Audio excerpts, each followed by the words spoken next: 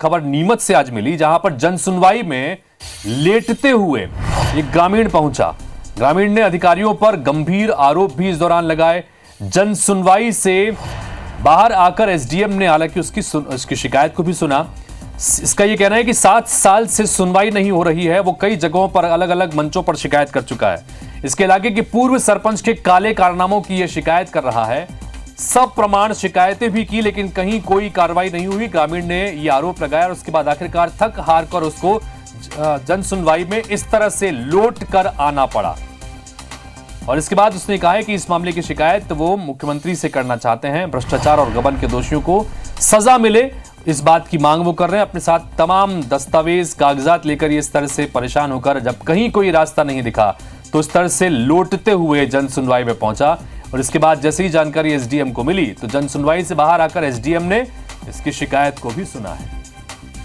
अंशुल बुकाती हमारे सहयोगी इस वक्त जुड़ गए, उनसे बात करते हैं। अंशुल, बड़ा चौंकाने वाला यह मामला है, तस्वीर बड़े परेशान है क्योंकि इस कदर तक सिस्टम से यह युवक हार गया कि लौटते हुए नतमस्तक होते हुए सिस्टम के आगे आके इसने गुहार लगाई कि मेरी बातें सुन लो और भ्रष्टाचार चरम पर हो रहा है और कोई कार्रवाई इस पे कर दे। आखिरकार एसडीएम ने सुना है। क्या कुछ हुआ अब तक इस मसले में, एक बार बताइए अंशुल।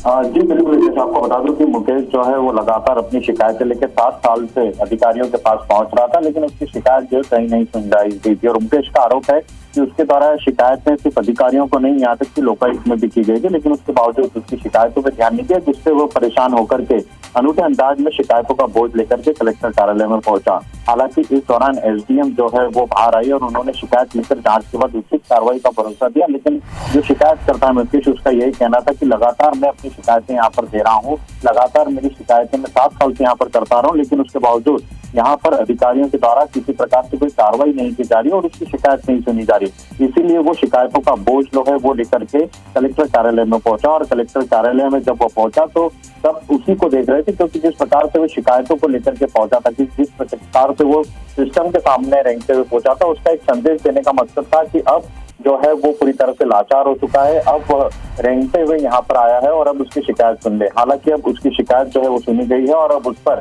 कार्रवाई करने का आश्वासन जो है वो एसडीएम के द्वारा यहाँ पर दिया गया है। जी देख लिया आपका, तो आखिरकार इसकी सुनवाई हो गई है और एसडीएम ने इसकी शिकायत को कम से कम सुन लिया है। अब उस शिकायत के आधार पर क्या कार्रवाई होती है और जो शिकायत ये युवक कर रहा है, ये शख्स कर रहा है, उसमें क्या कुछ चीजें हैं, ये भी देखना होगा।